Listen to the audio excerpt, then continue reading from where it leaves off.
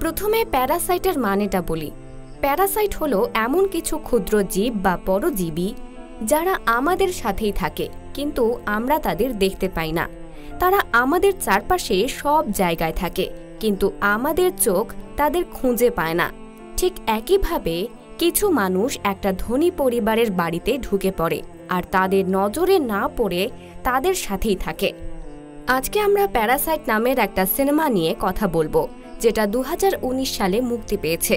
এই সিনেমার নামটা খুব ভেবে চিন্তে রাখা হয়েছে। যদি আপনি এই সিনেমাটা আগে দেখে থাকেন বা না দেখে থাকেন, একবার আমার চোখ দিয়ে এটা দেখবেন, আপনার নিশ্চিত ভালো লাগবে। তাহলে চলুন সময় নষ্ট না করে সিনেমাটা শুরু করি। সিনেমার শুরুতে কিউ নামের একজন ব্যক্তিকে দেখানো হয়। সে এখানে তার পরিবারের সাথে থাকে, আর সবার মতোই তাদেরও একটা সমস্যা আছে, সেটা হলো তারা খুবই গরিব। তাদের পরিবারের নাম জুং। এরা দারিদ্র সীমার নিচে থাকা একটি পরিবার। এখন তারা বাড়িতে বসে পিৎজা বক্স বানানোর কাজ করে। এতে তাদের অল্প কিছু টাকা আসে। এই টাকায় তাদের চলে না ঠিকই, তবে কোনো মতে দিন চলে যায়। একদিন কিউ এর বন্ধু মিন তার সাথে দেখা করতে আসে। সে তার সঙ্গে একটা উপহারও নিয়ে আসে, যার ভেতরে একটা ল্যান্ডস্কেপ পাথর ছিল। এটা একটা অ্যান্টিক জিনিস ছিল বলা হলেও এই পরিবারের জন্য এটা একটা অকেজো পাথর ছাড়া আর কিছুই ছিল না। এরপর মিন কিউকে বাইরে নিয়ে যায় আর তাকে বলে যে সে একটা বাড়িতে একটা মেয়েকে ইংরেজি পড়াতে যায়। সে মনে মনে মেয়েটাকে ভালোবাসে, কিন্তু এখন তার বিদেশে যাওয়ার ভিসা হয়ে গেছে। তাই সে চায় অন্য কারো বদলে কিউই সেখানে গিয়ে মেয়েটাকে ইংরেজি পড়াক, কারণ যখন মেয়েটা কলেজে ভর্তি হবে তখন সে তাকে বিয়ের প্রস্তাব দেবে। মিনের কিউ এর ওপর বিশ্বাস ছিল। এরপর কিউ নিজের জন্য একটা অক্সফোর্ড ইউনিভার্সিটির নকল ডিগ্রি বানায় আর ইন্টারভিউ দিতে যায়। সেই বাড়িটা তাদের এলাকা থেকে অনেক উঁচু জায়গায় ছিল। কিউ জীবনে প্রথমবার এত বড় বাড়িতে এসেছিল। তার মনে হচ্ছিল যেন সে কোনো স্বর্গে চলে এসেছে। এরপর ম্যাডাম ইয়ন তার ডিগ্রি দেখে বলেন, আমার আপনার ডিগ্রি দরকার নেই, আমি আপনাকে চাকরি দিচ্ছি, কারণ মিন আপনাকে সুপারিশ করেছে। তবে আজ আমি প্রথম লেসনে আপনার সাথে বসতে চাই, এটা দেখতে যে আপনি কিভাবে পড়ান। এই হলো ম্যাডামের মেয়ে ডা হায়ে। সে নতুন শিক্ষকের সামনে খুব নার্ভাস। এরপর কিউ তাকে ভালোভাবে উৎসাহিত করে আর পড়ানোর জন্য নিজের সেরাটা দেয়। ম্যাডাম তাকে 1 মাসের বেতন আগাম দিয়ে দেন আর বলেন, আজ থেকে আমরা তোমাকে কেভিন বলে ডাকব। তখনই তাদের ছোট ছেলেটা আসে, তার নাম ডিসাং। ম্যাডাম জানান যে সে খুব দুষ্টু, কিন্তু ছবি আঁকতে তার বিশেষ আগ্রহ আছে। তারা চায় যে তার এই শখটা আরও বাড়ুক, এই জন্য তারা একজন ড্রয়িং শিক্ষক খুঁজছেন। তখন কেভিনের মাথায় একটা বুদ্ধি আসে আর সে ম্যাডামকে বলে যে সে একজন ড্রয়িং শিক্ষককে চেনেন, সে ছোট বাচ্চাদের ভালোভাবে সামলাতেও পারেন। এরপর ম্যাডামের কথা মতো কেভিন পরের দিন নিজের বোনকে ড্রয়িং শিক্ষক বানিয়ে সেই বাড়িতে নিয়ে আসে। তার নাম হয় জেসিকা। কেভিন আর ডা হায়েও একে অপরের প্রতি আকৃষ্ট হয়। ডা হায়ের তো ছোটবেলার সত্যিকারের ভালোবাসা ছিল, কিন্তু কেভিনের ছিল ধনী বাবার মেয়ের সাথে একটা ভেবে চিন্তে করা ভালোবাসা। একদিকে ম্যাডামের চিন্তা হচ্ছিল যে নতুন শিক্ষক তার ছেলেকে কিভাবে পড়াচ্ছে। এরপর তিনি অজুহাত দেখিয়ে তার জন্য জুস নিয়ে যান। জেসিকা জানায় যে তার ছেলে ছবি আঁকায় ভালো, শুধু তার আর্ট থেরাপি দরকার। তখনই সেই বাড়ির মালিক মিস্টার ডং আসেন। তিনি তার ড্রাইভারকে বলেন যে রাত অনেক হয়েছে, তুমি শিক্ষককে তার বাড়িতে নামিয়ে দাও। পথে ড্রাইভার জেসিকার কাছে তার বাড়ির ঠিকানা জিজ্ঞাসা করে, কিন্তু সে বলে, না, আমাকে ট্রেন স্টেশনে নামিয়ে দিন। এরপর জেসিকার মাথায় একটা বুদ্ধি আসে। সে তার অন্তর্বাস খুলে সিটের নিচে লুকিয়ে ফেলে, কারণ তার বাবা আগে ড্রাইভারি করতেন আর সে এই ড্রাইভারের জায়গায় তার বাবাকে চাকরি দিতে চাইছিল। কিন্তু সমস্যাটা ছিল যে তার বাবা মার্সিডিজ বেঞ্জ সম্পর্কে কিছুই জানতেন না। ওদিকে মিস্টার ডং গাড়ির ভেতরে জেসিকা যা লুকিয়েছিল তা খুঁজে পান। তিনি বাড়িতে গিয়ে এই কথা তার স্ত্রীকে জানান। এরপর তারা দুজনে আলোচনা করেন যে প্রথমত এই কাজটা তাদের গাড়িতে করা উচিত হয়নি, আর যদি করেও থাকেন তাহলে কোনো মেয়ে তার অন্তর্বাস পড়তে কিভাবে ভুলে যেতে পারে। এর সোজা মানে হলো মেয়েটি নিশ্চয়ই ড্রাগস নিয়েছিল। এরপর তারা ভয় পেয়ে যায় যে কোথাও কোনো বিপদে না পড়ে যায়, তাই ড্রাইভারকে চাকরি থেকে সরিয়ে দেয়। তখনই জেসিকা আসে। ম্যাডাম জেসিকাকে জিজ্ঞাসা করেন সেদিন গাড়িতে কিছু হয়েছিল নাকি, কিন্তু জেসিকা অস্বীকার করে আর বলে যে সে স্টেশনে নেমে গিয়েছিল। এরপর ম্যাডাম তাকে জানান যে একটা লজ্জাজনক কাজের কারণে তারা তাকে চাকরি থেকে সরিয়ে দিয়েছে। জেসিকা জানায়, আমার একজন চাচা ছিলেন, তিনি আগে একটা পরিবারের জন্য মার্সিডিজ বেঞ্চের গাড়ি চালাতেন। একদিন তিনি মার্সিডিজ বেঞ্চের শোরুমে যান যাতে তিনি এই পরিবারের জন্য একটা ভালো গাড়ি খুঁজে দিতে পারেন, আর এই কাজটা তিনি পেয়েও যান। এরপর তাদের অর্থাৎ ওই পরিবারের পরবর্তী লক্ষ্য ছিল সেই কাজের মেয়েটা যার নাম ছিল মুন। যখন মিস্টার ডং এই বাড়িটা কেনেন তখন এই কাজের মেয়েটাকে আগের মালিকেরাই বাড়ির সাথে দিয়ে দিয়েছিলেন, অর্থাৎ সে অনেক বছর ধরে এই বাড়িতে কাজ করছিল। তাকে এই বাড়ি থেকে সরানো প্রায় অসম্ভব ছিল। একদিন দাহাই ফল খেতে খেতে কেভিনকে জানায় যে এই বাড়িতে পিচ আনা বারণ, কারণ তাদের কাজের মেয়ের পিচের গায়ে থাকা ছোট লোমে অ্যালার্জি আছে। তখনই তার শয়তানি বুদ্ধি কাজ করা শুরু করে। সে পিচের ওপর থেকে ছোট লোমগুলো তুলে মুনের গায়ে ফেলে দেয়, এটা জেনে শুনেও যে তার শরীর খারাপ হবে এবং তার শ্বাস নিতে কষ্ট হবে, এমনকি সে মারাও যেতে পারে। এরপর মুন হাসপাতালে তার স্বাস্থ্য পরীক্ষা করাতে যায়। মিস্টার কিম তার ছবি তুলে নেয়। তারপর সে ম্যাডামের কান ভরা শুরু করে যে আপনার কাজের মেয়ের যক্ষা রোগ আছে, যা সে আপনার কাছ থেকে লুকিয়ে রেখেছে।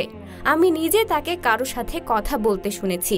ম্যাডাম, আপনার বাড়িতে একটা ছোট বাচ্চাও আছে, তার বিপদ হতে পারে। এরপর বাড়ি আসার আগে কিম তার মেয়েকে মেসেজ করে জানিয়ে দেয়, আর জেসিকা আবারও পিচের লোম মুনের গায়ে ছিটিয়ে দেয়। যখন ম্যাডাম বাড়ি পৌঁছান তখন দেখেন যে মুন প্রচণ্ডভাবে কাঁদছিল। তারপর সে চলে যাওয়ার পর কিম ডাস্টবিনে মুনের ফেলা টিস্যু পেপারে লাল রং ছিটিয়ে দেয় এবং সেটা তুলে ম্যাডামকে দেখায়। ম্যাডাম তাদের জালে ফেঁসে যান। তারপর ম্যাডাম অন্য কোনো অজুহাত দেখিয়ে মুনকে এই বাড়ি থেকে বের করে দেন। বেচারি মুন তো জানতই না যে তার সাথে এত বড় ষড়যন্ত্র হয়েছে। এখন কেভিন আর জেসিকা তাদের মাকেও এই বাড়িতে নিয়ে আসে। এখন পরজীবীর মতো এই পুরো পরিবারটা এই বাড়িতে নিজেদের ঘাঁটি গেড়ে বসেছিল।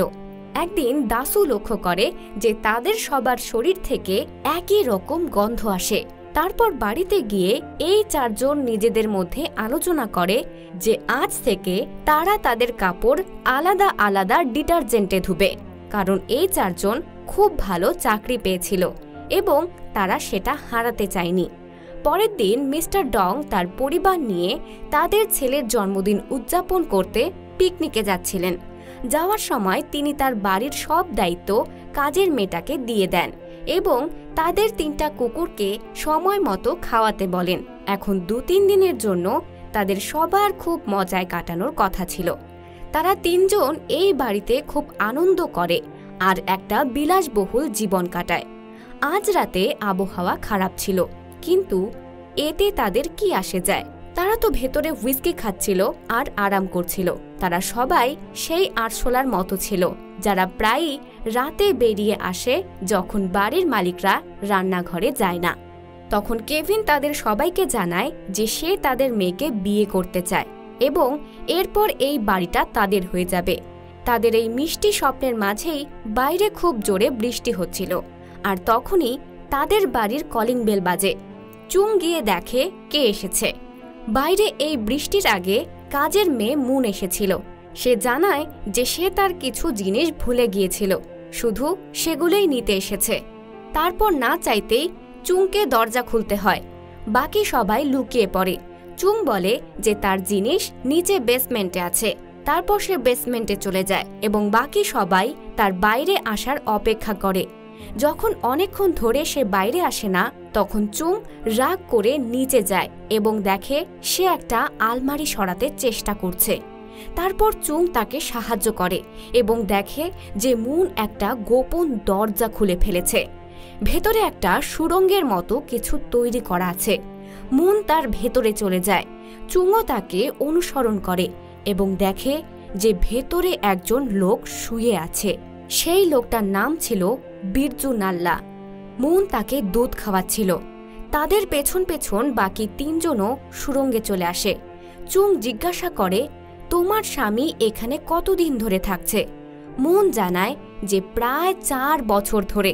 কিন্তু এই সুড়ঙ্গ সম্পর্কে মিস্টার ডংয়ের পরিবার জানে না। তাদের আগের পরিবার যারা এই বাড়িটা তৈরি করেছিল তারাই এই সুড়ঙ্গটা বানিয়েছিল, যাতে যদি কোনো যুদ্ধ হয় বা পুলিশের কোনো ঝামেলা হয় তাহলে লুকিয়ে থাকতে কাজে আসতে পারে। মুন বলে, আমার স্বামীও একজন মাফিয়ার কাছ থেকে ধার নিয়েছিল, যেটা সে সময় মতো শোধ করতে পারেনি এবং তারা তার জীবনের পেছনে লেগেছিল। তখন থেকেই সে এখানে থাকছে। তারপর চুং বলে, তোমার স্বামীকে নিয়ে এখান থেকে চলে যাও, না হলে আমি পুলিশ ডাকছি। মুন তার কাছে কাকুতি মিনতি করে যে আমাদের ওপর অনেক ঋণ আছে এবং বাইরে গেলেই তারা আমার স্বামীকে মেরে ফেলবে, দয়া করে একটু দয়া করুন। তখনই কিমের পা পিছলে যায় আর তারা 3 জন নিচে পড়ে যায়। মুন দেখে যে এরা সবাই এখানে কি করছে। এরপর সে নিজের ফোন বের করে আর তাদের ভিডিও বানাতে শুরু করে। কেভিন বলে, বাবা, আমার পায়ে চোট লেগেছে। এই কথাটা ফোনে রেকর্ড হয়ে যায়। মুন বলে, আমার সন্দেহ তো ছিলই, কিন্তু এখন বিশ্বাস হয়ে গেছে যে পুরো পরিবারটাই বদমাইশ। এরপর সে তাদের সবাইকে ধমক দেয় যে এই ভিডিওটা আমি ম্যাডামের কাছে পাঠিয়ে দেব, আর নিজের স্বামীকে নিয়ে ওপরে যেতে শুরু করে। বেসমেন্ট থেকে বাইরে এসে তার স্বামীর ভালো লাগছিল, কারণ সে অনেক মাস ধরে বাইরে আসেনি। মুন সেই 4 জনের হাত ওপরে তুলে বসিয়ে রেখেছিল। এরপর সে সবার আরও একটা ভিডিও বানায় যে কিভাবে তারা নিজের মালিকের অনুপস্থিতিতে এখানে মজা করছিল। তারপর বিরজু বলে, শালা আমিও এখানে লুকিয়ে থাকতাম, আর যখনই সুযোগ পেতাম উপরে আসতাম, কিন্তু কখনো কোনো কিছু নষ্ট করিনি। কিন্তু তখনই তার ফোনটা ছিনিয়ে নেওয়ার চেষ্টা করে। তাদের সবার মধ্যে খুব কাড়াকাড়ি হয়। মুন মদের বোতল তুলে তাদের সবাইকে মারতে শুরু করে, কিন্তু তখনই জিসিকা গিয়ে ফ্রিজ থেকে পিচ ফল বের করে নিয়ে আসে আর সব পিচ ফল মুনের ওপর ফেলে দেয়। এর মধ্যে কেভিন ফোনটা তুলে নেয় আর সে 2টো ভিডিওই মুছে দেয়। কিন্তু তখনই সেই বাড়ির ফোনটা বেজে ওঠে। চুং ফোনটা ধরে। এই ফোনটা তার ম্যাডামের ছিল। ম্যাডাম তাকে রোমান নামের একটা ডিশ বানাতে বলে আর জানান যে আমরা 10 মিনিটের মধ্যে বাড়ি পৌঁছাবো, কারণ যেখানে আমরা ক্যাম্পিং করতে গিয়েছিলাম সেখানে খুব বৃষ্টি হচ্ছিল, তাই আমরা আবার বাড়ি ফিরে আসছি। এখন মালিকের আসার কথা জানতে পেরেই সবাই বাড়ি পরিষ্কার পরিচ্ছন্নতার কাজে লেগে পড়ে। তারা মুন আর তার স্বামী বিরজুকে আবার সেই সুড়ঙ্গের মধ্যে বন্ধ করে দেয়। পরিষ্কারের কাজ শেষও হয়নি, কিন্তু তখনই সেই পরিবারটা বাড়িতে চলে আসে এবং এরা সবাই এদিক ওদিক লুকিয়ে পড়ে। যেভাবে আলো জ্বালালে তেলাপোকা এদিক ওদিক লুকিয়ে পড়ে। মুন আবার ছুটে ওপরে আসার চেষ্টা করে, কিন্তু চুং তাকে লাথি মেরে বেসমেন্টে ফেলে দেয়। এরপর কিম তাকে আবার সুড়ঙ্গের ভেতরে নিয়ে যায়। সে দেখে যে বিরজু একটা সুইচ বারবার অন অফ করছে। এই সুইচটা বাইরের লাইটের ছিল। এরপর বিরজু জানায় যে এটা মোর্স কোড, অর্থাৎ আলোর মাধ্যমেও আমরা কাউকে আমাদের বার্তা দিতে পারি। কিন্তু ডং আর তার পরিবার এই ভাষা জানত না এবং কিম তাকে একটা পাইপের সাথে বেঁধে দেয়। ওদিকে ম্যাডাম চুংকে জানান যে আমরা আমাদের ছেলের জন্মদিন এই বাড়িতে কখনো পালন করি না, কারণ একবার রাতে যখন সে নিজের জন্মদিনের কেক খাচ্ছিল তখন সে রান্নাঘরে একটা ভূত দেখেছিল। এরপর সে কখনো সেটা ভুলতে পারেনি। ওদিকে বিরজু কিমকে জানায় যে এটা আমার বাড়ি, আমার এখানে থাকতে ভালো লাগে, দয়া করে তুমি আমাকে এখান থেকে বাইরে বের করো না। এরপর কিম তাদের 2 জনকে সেখানেই রেখে বাইরে চলে আসে। চুং তার স্বামী ও তার 2 সন্তানকে সেখান থেকে বাইরে বের করার চেষ্টা করে, কিন্তু তখনই সেখানে ডিসং চলে আসে আর তারা সবাই আবার তেলাপোকার মতো টেবিলের নিচে লুকিয়ে পড়ে। সে বাইরে বাগানে নিজের ছোট একটা ক্যাম্প তৈরি করে আর আজ রাতে তার ভেতরে ঘুমাতে বলে। এরপর মিস্টার ডং তার সাথে ওয়াকি টকিতে কথা বলেন আর বলেন যে আমরা লিভিং রুমেই আছি, যদি আমার ভয় লাগে তাহলে আমাদের জানিয়ে দিও, আমি নিয়ে আসব। এরপর ম্যাডাম বলেন যে আমরাও এখানেই ঘুমিয়ে পড়ি। তখনই মিস্টার ডং বলেন যে আমার এখানে একটা অদ্ভুত গন্ধ আসছে, এই গন্ধটা গাড়ির ভেতর থেকে আসা গন্ধের মতো। এই গন্ধটা এমন যে যেমনটা বস্তিতে থাকা মানুষদের হয়। মিস্টার ডং এর এই কথাটা কিমের ভালো লাগছিল না, আর এই কথাটা সে মনে নিয়ে নেয়। তারপর রাতে যখন মিস্টার ডং আর ম্যাডাম ঘুমিয়ে পড়েন, তখন তারা তিনজন সেই টেবিলের নিচ থেকে বের হয় আর বাইরে যাওয়ার চেষ্টা করে। তারা তিনজন চুপি সারে গ্যারেজে যায় আর সেখান থেকে বাইরে বেরিয়ে আসে। বন্ধুরা, যেভাবে একজন ধনী আর গরিবের মধ্যে আকাশ পাতাল পার্থক্য থাকে, ঠিক তেমনি তাদের বাড়িতেও আকাশ পাতাল পার্থক্য ছিল। যেখানে মিস্টার ডং এর বাড়ি ছিল তার থেকে নিচে, আরও অনেক নিচে একটা বস্তিতে এই লোকগুলো থাকত, যেভাবে ইঁদুর মাটির নিচে নিজের গর্ত বানিয়ে থাকে। আজ বৃষ্টি খুব জোরে হচ্ছিল আর থামার নামই নিচ্ছিল না। কেভিন আর জেসিকা তাদের বাবাকে জিজ্ঞাসা করে যে সেই দুজনের কি হবে যাদের আমরা বেসমেন্টে বন্ধ করে এসেছি। তাদের চিন্তাটা আমার উপরে ছেড়ে দাও আর বাড়ি চলো। যেখানে এরা থাকতো সেখানে সব মানুষের শুধু একটাই চিন্তা ছিল যে কিভাবে নিজেদের ঘরের বৃষ্টির জল ঢোকা বন্ধ করা যায়। আজ তাদের জীবনে এমন মোড় এসেছিল যে তারা স্বর্গ থেকে বেরিয়ে সরাসরি নরকে এসে পড়েছিল। ওদিকে সুড়ঙ্গের মধ্যে মুন বীরজুকে জানায় যে আমার মাথায় খুব জোরে ব্যথা করছে। এরপর সে বমি করতে শুরু করে। স্ত্রীকে মরতে দেখে বীরজু অসহায়ভাবে শুধু দেখতেই থাকে, কারণ তার হাত বাঁধা ছিল। এরপর বীরজু নিজেকে এই পাইপ থেকে ছাড়িয়ে নেয় আর বারবার আলো জ্বালিয়ে একটা বার্তা দেওয়ার চেষ্টা করে। অন্যদিকে কিম তার পশুর চেয়েও খারাপ জীবনের জন্য দুঃখিত ছিল। এরপর সেই বস্তিতে যত লোকের বাড়ি ডুবে গিয়েছিল তারা সবাই একটা কমিউনিটি হলে রাত কাটায়। একটা বড় বাড়ির আশায় তাদের নিজেরও ঘর কেড়ে নেওয়া হয়েছিল। কোথাও খাবারের অভাব ছিল আর কোথাও নিজের ছেলের জন্মদিনের পার্টি চলছিল। তখনই ম্যাডাম কিম, কেভিন আর জেসিকাকে তাদের বাড়িতে হতে চলা পার্টিতে আমন্ত্রণ জানায়। মিস্টার কিম কাজে যায় বটে, কিন্তু তার মনে কোনো আনন্দ ছিল না। হাজারো প্রশ্ন তার মনে ছিল, যার কোনো উত্তর ছিল না। এক তো গতকাল রাতে কাপড়ে বাজে গন্ধ আসার ব্যাপারটা মিস্টার কিমের মাথা থেকে বেরোচ্ছিল না, আর দ্বিতীয়ত নিজের ঘর পুরোপুরি জলে ডুবে যাওয়ার পরেও সে তার ডিউটিতে এসেছিল। এখন বাড়িতে আত্মীয়দের ভিড় শুরু হয়ে গিয়েছিল। আজ কিম, চুং, কেভিন আর জেসিকা এই চারজনের কেউই খুশি ছিল না। মিস্টার ডং কিমের মনমরা মুখ দেখে বলেন, আমি আজ তোমাকে ওভারটাইম দেব, কিন্তু মুখে একটু হাসি রাখো। জেসিকাও তার মাকে বলে, আমাদের একবার নিচে গিয়ে দেখতে হবে যে ওরা দুজন কেমন আছে। কিন্তু কেভিনের মাথায় অন্য কিছু চলছিল। সে তার পাথরের টুকরোটা নিয়ে টানেলে যায় যাতে তাদের দুজনের কাজ শেষ করে দিতে পারে, কারণ তাদের দুজনের কারণে এই চারজনের চাকরি যেতে পারত। কিন্তু নিজের স্ত্রীকে মারতে দেখে বীরজু পাগল হয়ে গিয়েছিল। সে কেভিনকেই মারতে চেষ্টা করে, কিন্তু কেভিন নিজের প্রাণ বাঁচিয়ে ওপরে পালিয়ে যায়। এরপর বীরজু সেই পাথরের টুকরো দিয়েই কেভিনের মাথা ফাটিয়ে দেয়। তারপর বীরজু একটা বড় ছুরি নিয়ে বাইরে পার্টিতে যায় আর জন্মদিনের কেক নিয়ে যাচ্ছিল যে জেসিকা তাকে মেরে ফেলে। এরপর সে চুংকে মারতে যায়, কিন্তু চুং তার উপর ভারী পড়ে আর বীরজুকে মেরে ফেলে। এই সব কিম দূরে বসে দেখছিল, তার মাথা ভোঁতা হয়ে গিয়েছিল। কিন্তু যখন মিস্টার ডং এর এখানেও দুর্গন্ধ লাগে তখন কিমের খারাপ লাগে আর সে মিস্টার ডংকে মেরে ফেলে। এটা করে সে সেখান থেকে পালিয়ে যায়। কিছুদিন পর যখন কেভিনের জ্ঞান ফেরে তখন তার মানসিক অবস্থা ঠিক ছিল না। ডাক্তার বলেন যে ধীরে ধীরে এটা ঠিক হয়ে যাবে। এখন আদালতও কেভিন আর তার মা চুংকে প্রবেশনে ছেড়ে দেয়।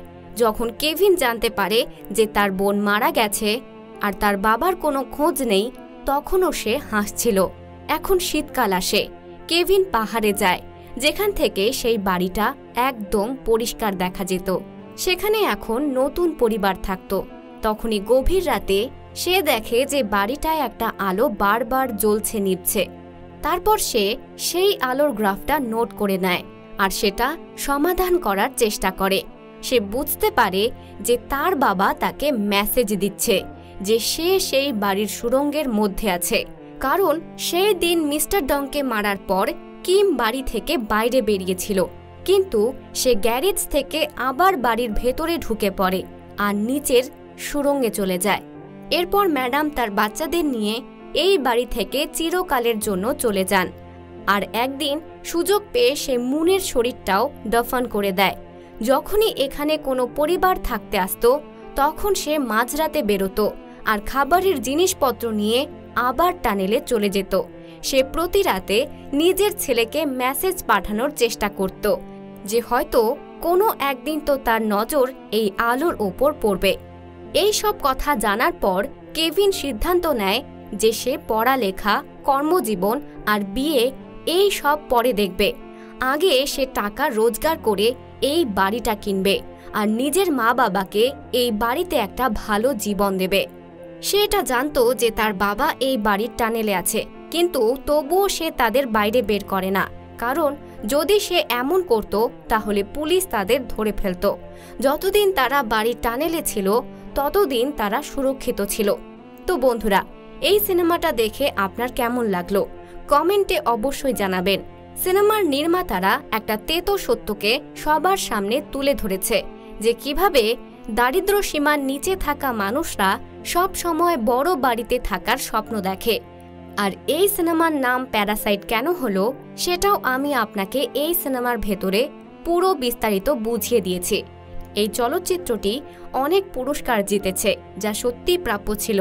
আর বন্ধুরা, যদি আপনাদের মনে হয় যে আমিও একটা লাইক আর সাবস্ক্রাইব পাওয়ার যোগ্য, তাহলে দয়া করে ভিডিওটি লাইক করুন আর চ্যানেলটি সাবস্ক্রাইব করুন। বিদায়।